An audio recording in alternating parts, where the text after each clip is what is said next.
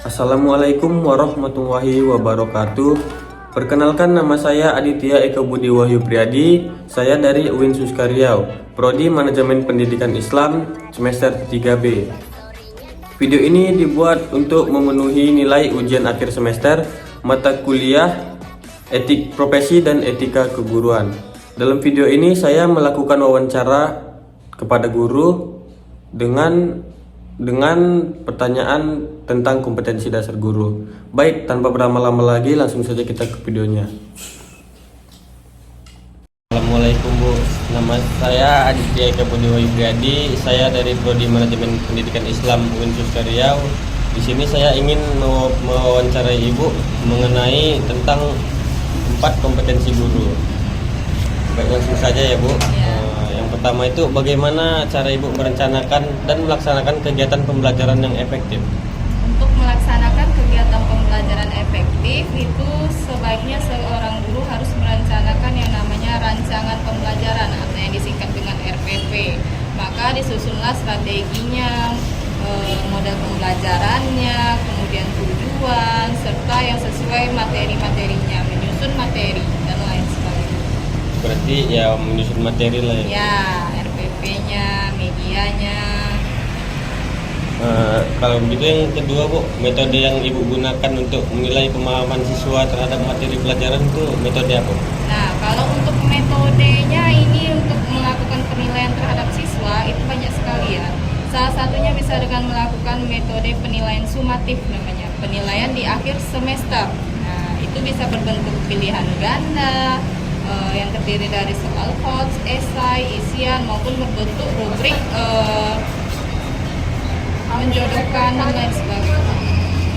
Yang pertanyaan ketiga Bu, bagaimana cara Ibu menyesuaikan strategi pembelajaran dengan karakteristik peserta didik? Nah, sebelum memulai pembelajaran itu kita harus yang namanya di RPP itu ada yang namanya memotivasi siswa, menyapa siswa, memberikan tujuan terhadap siswa. Nah, dalam tahap pendahuluan ini kita bisa menilai situasi yang ada, bagaimana siswa di kelas tersebut. Jika siswa tersebut cenderung aktif lebih kepada melihat gambar, maka kita akan menyediakan pembelajaran yang berbasis media gambar. Iya Bu, terima kasih Bu.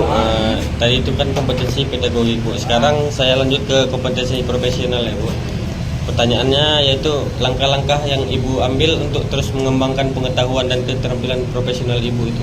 Nah, langkah-langkah yang saya ambil untuk mengetahui kemampuan dan mengembangkan profesional guru ini salah satunya itu dengan mengikuti kegiatan MGMP namanya, yaitu musyawarah guru mata pelajaran. Jadi setiap guru itu mempunyai yang namanya kelompok belajar. Nah, jadi guru ini tidak cukup berpuas diri setelah jadi guru, maka dia ada kelompok belajar. Nah, serta melihat berbagai media dari YouTube, Instagram maupun TikTok.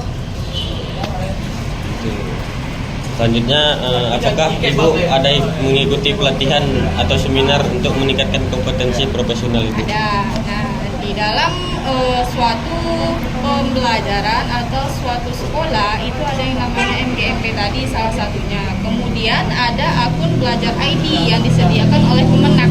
Jadi setiap guru mempunyai kesempatan untuk mengikuti seminar, pelatihan melalui aplikasi tersebut secara online. Terima kasih Bu. Lanjut kompetensi yang ketiga Bu, yaitu kompetensi sosial. Pertanyaan saya, bagaimana cara Ibu membangun hubungan yang baik dengan rekan kerja dan orang tua siswa Bu?